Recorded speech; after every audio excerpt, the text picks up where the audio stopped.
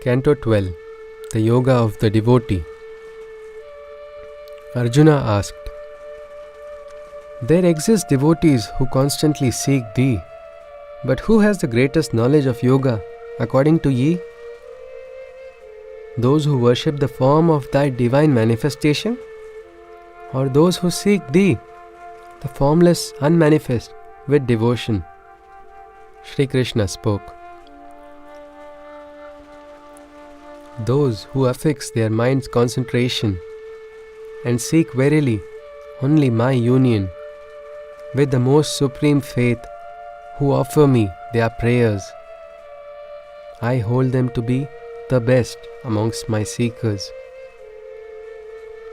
Those who worship the formless immutable and seek the unconceivable imperishable, the all-pervading omniscient and supernal, who is the equilibrial infinite, ethereal and eternal. With regulation, those who control their senses, with their minds balanced and free from pretenses, seeking the betterment of all living beings with dedication, in me they too certainly attain a dissolution. The difficulties of those seekers are indeed great, who are devoted in their quest of the formless, unincarnate. Success is quaint for such individuals trapped in the physical. With sufferings, they realize the imperceptible, metaphysical. But those who offer to me their every action, possessing within them the highest state of devotion, they reach me as they engage in meditation by seeking to attain the unwavering union. O Arjuna, for the soul's evolution, I bring deliverance from death's material ocean. I propel the journey across the eternal sea of all whose consciousness is affixed in me. Make me the sole focus of your mind. Your intellect, founded in me alone, may you find. Then you shall without doubt reside in me, in a plane beyond the mortal one that you see. If to dwell in me, O Arjuna, you are not capable and cannot keep your mind firm and stable, then by practicing yoga, make yourself able and make your awakened consciousness sustainable.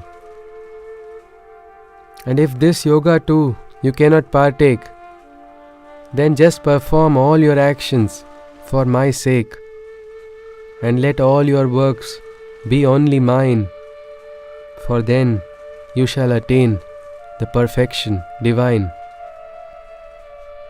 If constantly thinking of me is beyond you, there is yet another thing that you can still do. Tame your mind through a spirited self-control and renounce the fruits of your actions as a whole. Compared to a practice that is in ignorance performed, knowing is better than being naive and uninformed. Better than knowledge is meditation, but best is renunciation. Renouncing the fruits of actions alone brings peace's satisfaction.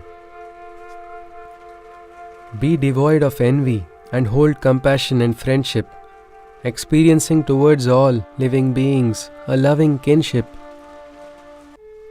Tolerant and poised in both comfort and hardship, and bereft of ego and its feeling of ownership. That soul who remains ever in contented happiness, always practicing yoga with a steady firmness, who has surrendered to me his intellect and mind, dear to me, that devotee you shall find. He who by the world's chaos remains unperturbed, nor can the world by him be in any way disturbed. From pleasure, anger, fear and anxiety, he who is free, such a soul is dear to me. Expecting nothing, he is pure and perfect in every action, and is free from the pains of worry and agitation. For every work begun, the ownership he forgoes. To me, such a devotee is dear and close. He neither rejoices nor rejects, neither grieves over nor desires material objects. To whom both the auspicious and inauspicious are same, that devotee as dear to me I acclaim. Friends and foes he treats as one. In honor or dishonor, nothing is lost nor won. In comfort or sorrow, and in heat or cold, in the opposites of nature, a balance he does hold. In praise or censure, he is poised and peaceful. With whatever that comes naturally, he remains blissful. When from his people, things or home, he can detached be, a soul with such devotion and conviction is dear to me. But the dearest of my devotees is he whose supreme aim in life is to love only me, for he emulates my teachings with perfect devotion, and his life is the immortal dharma's exemplification. Thus ended the 12th canto of the Bhagavad Gita, where Shri Krishna described to Arjuna the yoga of the devotee,